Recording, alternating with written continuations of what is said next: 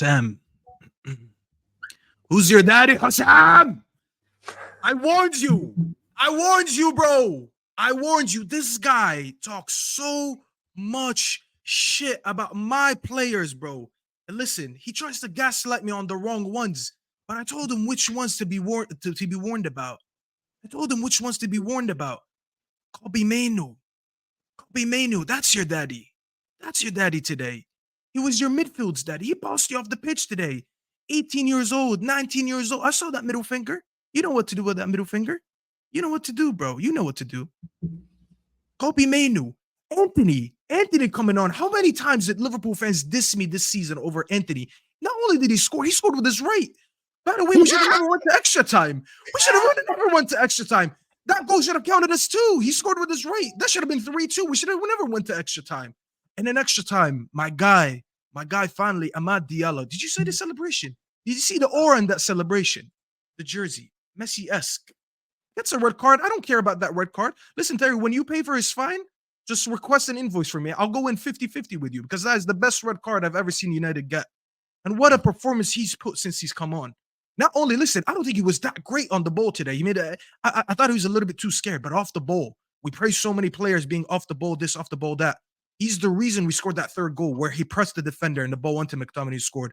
He's the reason we scored the last goal, obviously. That wasn't even a good pass from Garnacho. For him to give have you noticed that little fit that he did on the defender to kind of create that half yard so he can shoot? What an absolute footballer he is.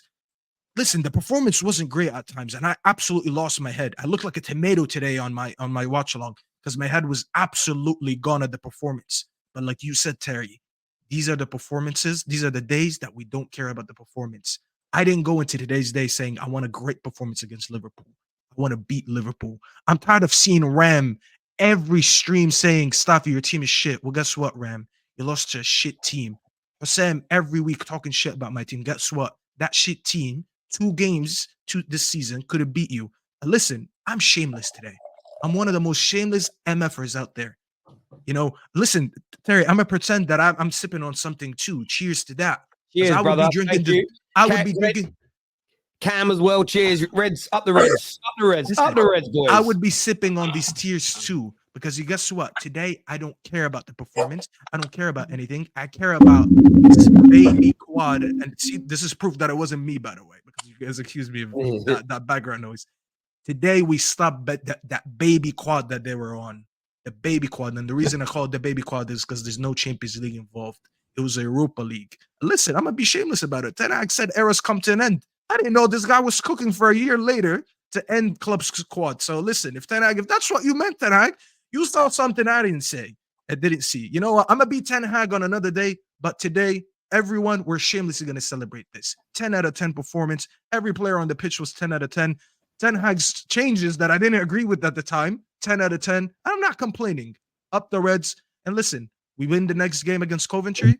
And we are going to Wembley. So, yes, I'm celebrating whether people like it or not, whether people want to cry in the super chats and say we're flip-flopping, we're fake this, we're fake that. We held enough L's this season for me not to celebrate today. I show my face after every loss, so guess what? Today I'm a show face. I'm going to be shameless after a win.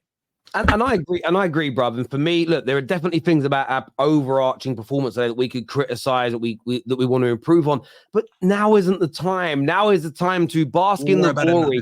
And actually, and I don't even mean this as a dig at Liverpool. I cannot wait to sit down later with no nerves and rewatch the extended highlights of this game, because we all, whether you lost or you won or you're a neutral, we all just witnessed one of the great FA Cup games that in 50 and then 100 years, trust me, you guys, when you're all granddads sitting down with your kids, you are going to tell them about this game and get the replays out, no matter who you support. The same as Man United versus Arsenal in 1999, the same as Newcastle versus Stevenage Borough, the same as the West Ham Liverpool final in 2006. There are certain games that will live on in the history of this tournament. But Canadian Cam, I mean, I know you've always been an advocate of this team no matter what's gone on, but how proud were you today of the boys? 1, 2, 3, we've seen it all. We've won the lot. We're never gonna stop.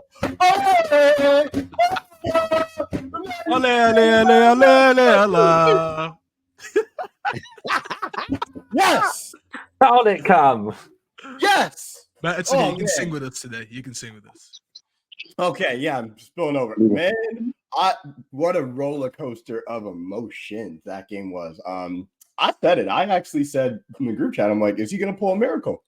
I was like, is he gonna pull a miracle? I've said it. He pulled a miracle. Listen, we weren't the better team going Hang in. on a minute. What did you just say? A miracle. Oh no. But I'm still on my feet. Loneliness can follow me around. It will not give up until we're done. God knows things could be better, but I'm trying to keep it together. I'm still waiting on a miracle to come. Oh shit! Oh, that was good. That was not planned. That was good.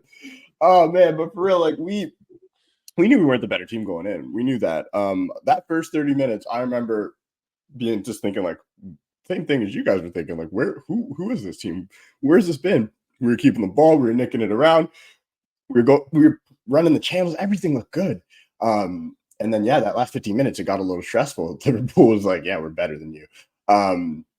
For me, I still like, and I'm going to talk about this kid, Rashford, like everybody was coming down and when he missed, the one thing Rashford has always been, like, it's been a big game player. I'm sorry. Like, you look at the stats, look at the numbers, that kid scores in every single big game. And he always scores big, important goals, not just like the early goal or whatnot. Yes, obviously he missed the winning goal, but that game time goal brought us back to life. And when you're a kid like Ahmad, who everybody's been kind of like saying, like, I was with you, I'm like, I don't know if he's good enough. And I've always been that type of person where I don't really care, like, good or like, just show us. And he did. Like, that's what I need to do. That's what I need to see. Like, the Ericsson coming on and somehow turning back the hands of time. Like, everybody looked great today. I think it was also, if you think about like with Ericsson, he is only good in those like small spells, but he was incredible in that small spell that he came on, created so much for us. Anthony at left back, I love it. I don't care. I said we should try it more often. He's probably better left back than be anywhere else. Sorry. And when you think about him scoring with his right foot, Keller didn't think he was going to shoot with his right foot. That's basically it. I was like, that went in because there's no way he anticipated. He didn't think for himself. So for a second that shot was coming off his right foot. Onana's got to get some praise too. I know at the end of the day, people were always coming down on him, but those two deflections were nasty. And the one he still almost saved, that he's coming around, and he kind of saved us in a sense of we were down to 10 men. Like, Bruno was done. Like that guy he was sitting at center back, just playing quarterback, just spraying balls because he could not run.